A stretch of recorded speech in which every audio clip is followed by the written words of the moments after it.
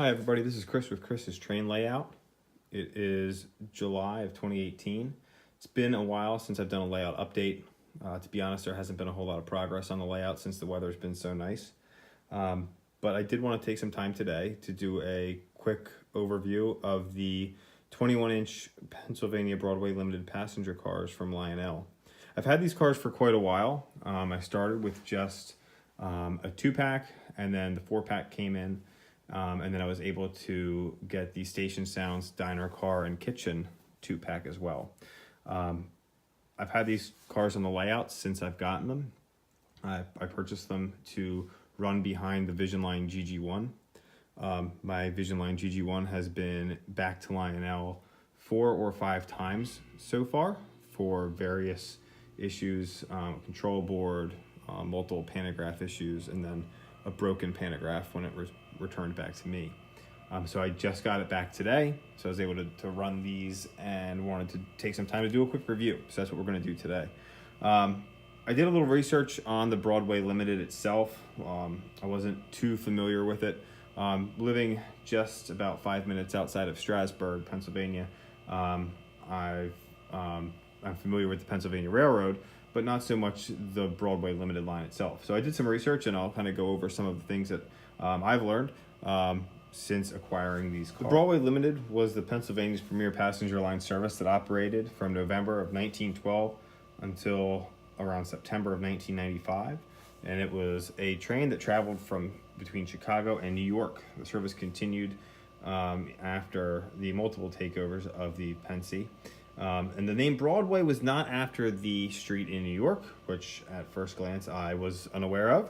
It is actually named after the Broadway, or a 4-track section of the Pennsylvania Railroad that was along the majority of the route.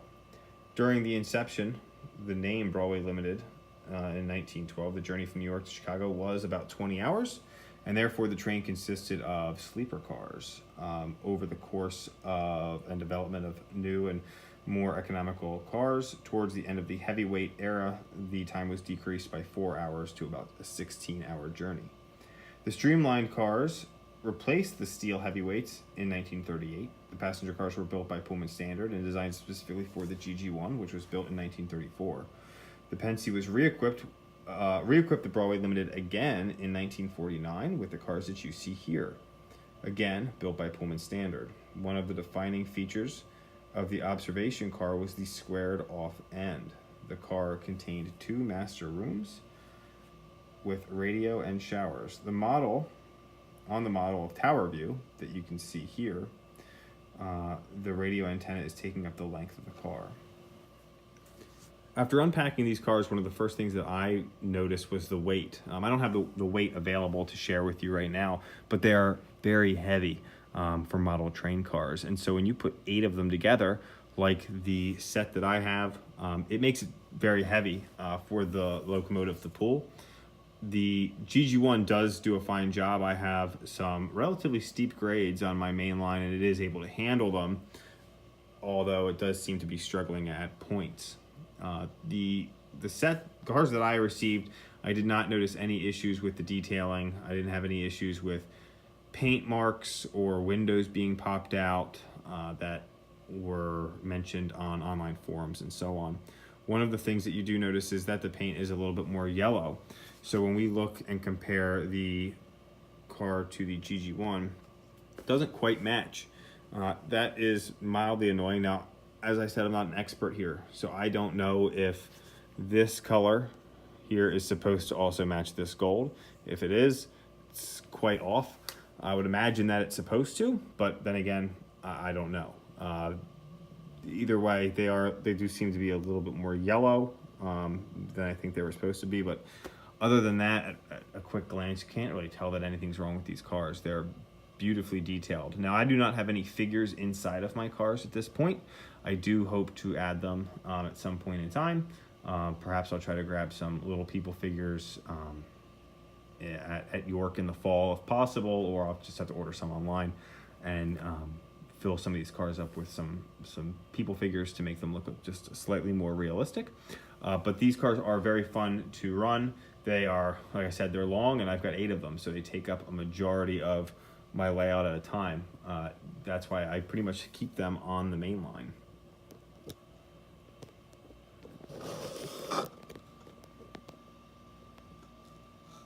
As you can see, they stretch way through the length of where my passenger siding would be, and I don't even have the last 2-pack for these, and I do not intend on getting it unless I can find it at a very good price down the road. I think 8 is plenty, especially for the space that I have on my layout, which I feel is a pretty big layout, and these things suck up a ton of room.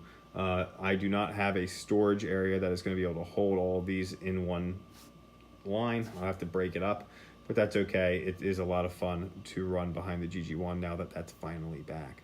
So we'll send this around the layout a few times so you get a chance to see them in action, and feel free to leave a comment, and I appreciate you checking in. Thanks. Engine 4913, you are cleared to depart on your cab signal indication. Over. Roger that. Clear on signal indication. Out. GG1 4913 to State Tower. Clear signal in the cab. We're on the way. Over. Thanks, 4913. Copy that.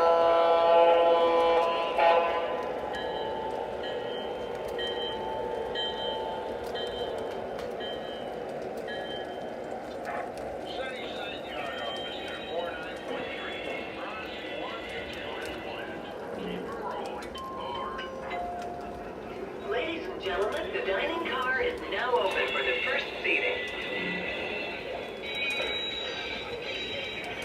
Next stop is approaching. Please gather your things and move towards the door.